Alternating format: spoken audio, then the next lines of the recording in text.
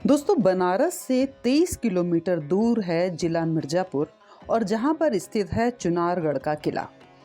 इसके इतिहास की बात करें तो इसका इतिहास 56 ईसा पूर्व का है, जब विक्रमादित्य उज्जैन के राजा थे।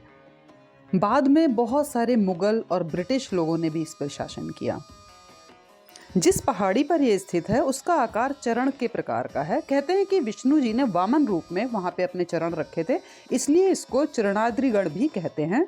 इसका इतिहास महाभारत काल से भी पुराना है और इसको नैनागढ़ या चुनारगढ़ भी कहा जाता है, क्योंकि ये चीनी मिट्टी से बना होता है, इसलिए इसको चुनारगढ़ कहते हैं।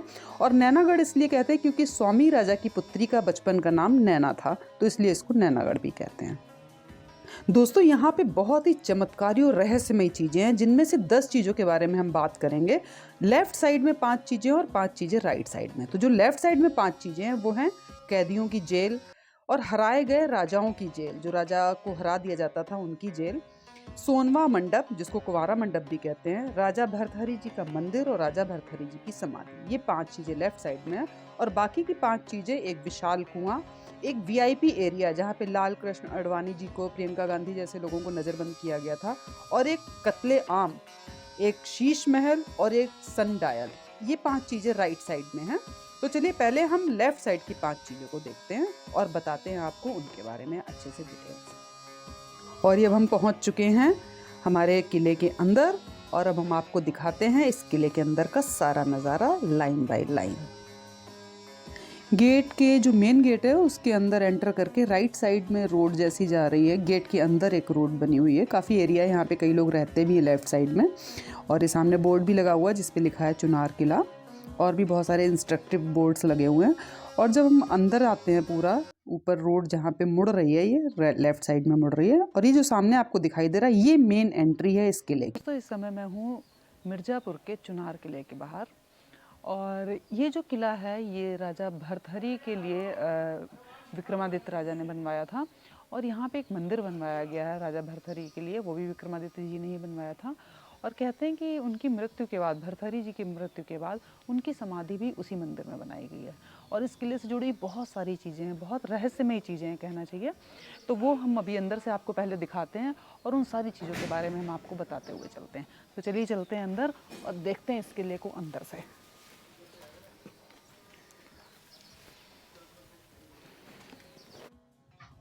तो दोस्तों एंट्री करते ही यहाँ पे 2 रास्ते हैं कि लेफ़्ट साइड में सीढ़ियाँ सी ऊपर जा रही हैं।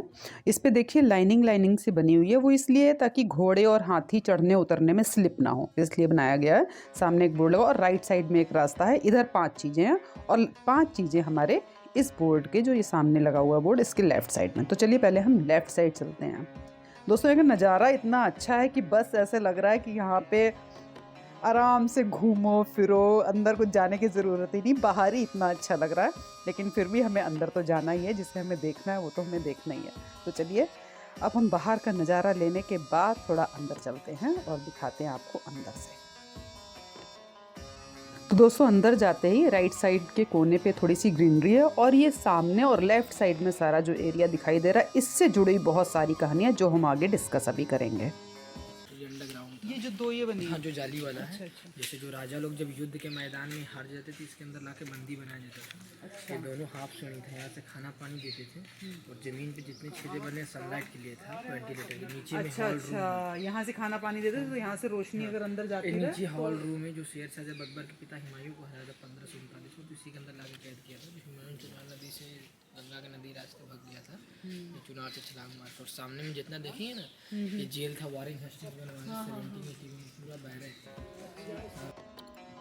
तो दोस्तों ये जो एरिया है, यहाँ पे जो राजाओं को हरा दिया जाता था उनको इसके अंदर कैद करके रखा जाता था। उन सारे राजाओं की जेल खाना हम ये कह सकते हैं एक तरीके से। और इस पे जाली लगा के रखते थे ताकि धूप अंदर जाती रहे, रोशनी अंदर जाती रहे। इसके अलावा ज़मीन पे और भी छोटे छोटे गोल गोले बना रखे हैं जो कि नीचे धूप और रोशनी जाने के लिए थे नीचे, ताकि वो नीचे जो है वो सफोकेशन ना हो, थोड़ा नीचे रोशनी भी रहे और धूप भी जाती रहे। और ये जो साइड में आपको ये सारा दिखाई दे रहा है जिस पे दरवाजे लगे हुए हैं लोहे के, ये सारे जो है लाइन से पूरे उस राइट कॉर्नर तक हैं, ये सारे जेल खाने बना दिए गए थे। बाद में अंग्रेजों का जब राज था तो उन्होंने इन सबको जेल खाने बना दिए थे। ये जो नीचे ज़मीन के अंदर था वो तो राजाओं की जेल थी, और लेफ्ट साइड में ये सारा जो था वो जेल थी आम नागरिकों को जो जेल में कैद रखते थे उनके लिए। तो दोस्तों अब हम सबसे पहले तो लेके चलते हैं आपको भरथरी जी के एरिया में, जो उनकी तपस्थली भी कह सकते हैं, उनका मंदिर है और वहीं पे उनकी समाधि भी है। तो पहले हम उनके दर्शन अभी करते हैं। दोस्तों राजा भरथरी जो थे वो उज्जैन के राजा थे, और एक बार कुछ ऐसा ही कहानी होती है कि गोरखनाथ जी उनको एक फल देते हैं और वो फल अपनी पत्नी को दे देते हैं, फिर पत्नी किसी और को, ऐसे करते करते वो फल उनके पास वापस पहुंच जाता है, जिससे उन्हें बाद में पता चलता है कि उनकी पत्नी जो है वो उनके लिए वफादार नहीं थी। इस बात से वो बहुत आहत होते हैं और अपना राजपाट सब अपने छोटे भाई विक्रमादित्य को दे देते हैं, और वहीं पे गुफा में 12 साल तक तपस्या करते हैं उज्जैन में। बाद में कहते हैं कि वो राजा विक्रमादित्य जी जो हैं वो उनके लिए यहाँ पे एक मंदिर बनवाते हैं, और यहाँ पे आके वो काफ़ी टाइम तक साधना करते रहते हैं, और साधना के बाद उसी जगह पे वो नीचे जीवंत समाधि ले लेते हैं। मतलब वो जीवित होते हुए भी अपने ऊपर पूरा कवर करवा देते हैं और उसमें समाधि ले लेते हैं, और जो कि इसके अंदर ही, इस रूम के अंदर वाले रूम में उनकी वो जीवंत समाधि बनी हुई है। और वो मंदिर जो विक्रमादित्य ने बनाया था वो भी यहीं पे ही है, जिसके अंदर ही उन्होंने समाधि ली थी। तो चलिए अभी आपको वो भी दर्शन कराते हैं। पहले आप इस कमरे में देखिए कितनी सुंदर सुंदर फ़ोटो और कितनी अच्छी तरीके से पूरे इस रूम को सजाया गया। पता ही चल रहा है कि यहाँ पे बहुत मतलब आध्यात्मिक अनुभव हो रहा है यहाँ पे बैठ के। अंदर से एक फीलिंग आ रही है एकदम से स्पिरिचुअलिटी वाली जो होती है ना, शांत, बिल्कुल ऐसा अच्छा सा फील हो रहा है।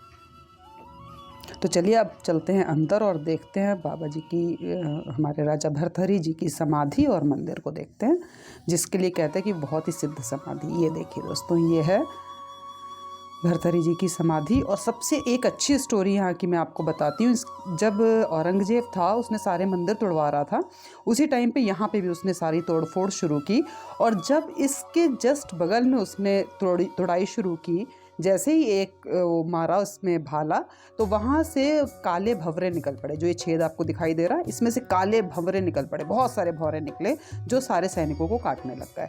सारे सैनिक भाग गए। तो बाद में औरंगजेब ने गर्म तेल करके इस छेद में डलवाया, तो भंवरे और ज़्यादा हो गए, उन्होंने और ज़्यादा सैनिकों को काटा। तो बाद में औरंगजेब ने यहाँ पे आके क्षमा याचना की, और उसने अपनी राइटिंग में यहाँ पे लिख के दिया कि कोई भी इस जगह को हाथ नहीं लगाएगा, और तब जाके उन भंवरों का काटना बंद हुआ। तो इस तरीके से एक बहुत ही चमत्कारिक और सिद्ध जगह है। और आज भी जो औरंगजेब ने लिखा हुआ था उसकी फ़ोटो कॉपी यहाँ पे लगी हुई, देखिए ये लगा हुआ, उसके हाथ का लिखा हुआ। तो कोई भी यहाँ पे इन किसी भी चीज़ों को हाथ नहीं लगा सकता, यहाँ पे इतनी शक्ति है।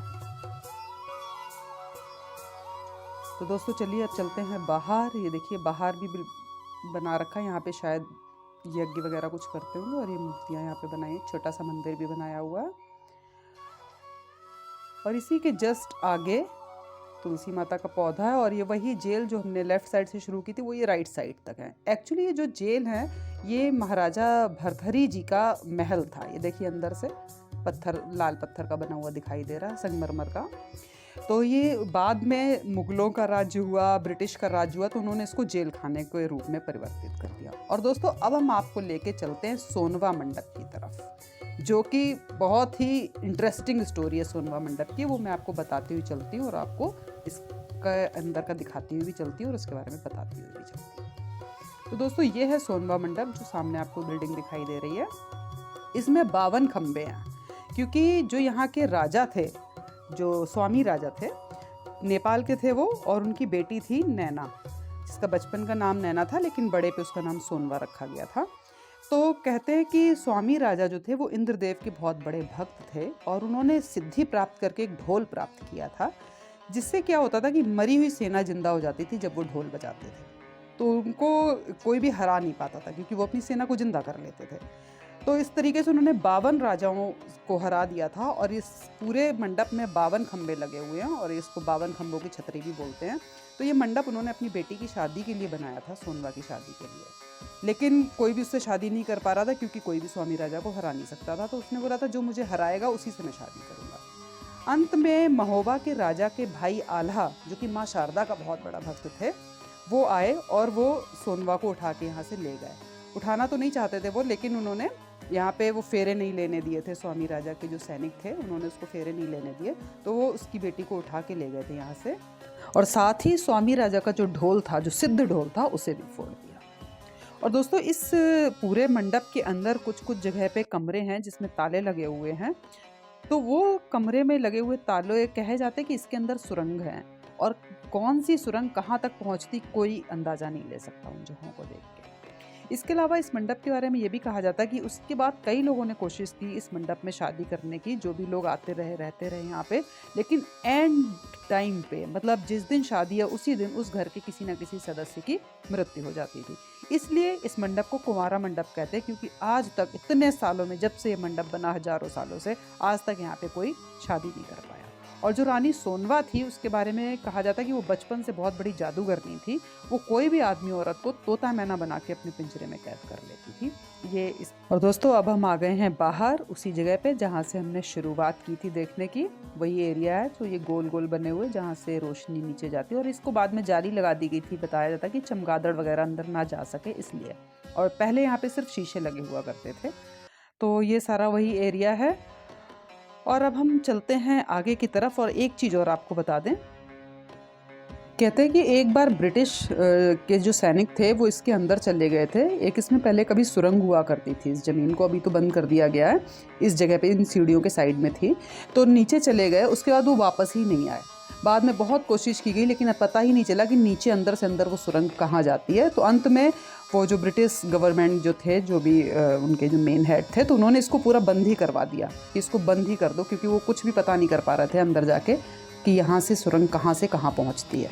तो फाइनली उन्होंने उसको बिल्कुल ही बंद कर दिया, क्योंकि उसका रहस्य वो समझ ही नहीं पा रहे थे।